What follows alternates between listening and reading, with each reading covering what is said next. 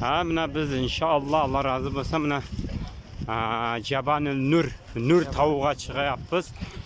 Yani Kur'an nazil boğan tavuk buna. Maşallah buna görmegenler olsa buna görüp koysun.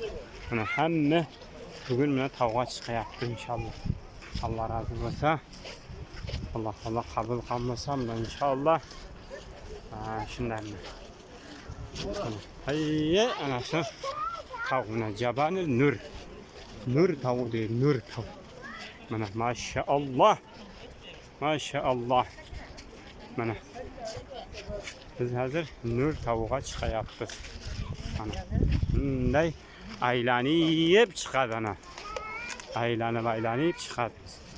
Hazır Nur tavuğa çıkayapız inşallah. Allah kabul kalırsa. Yani Maşallah. Biz çıkayapız inşallah.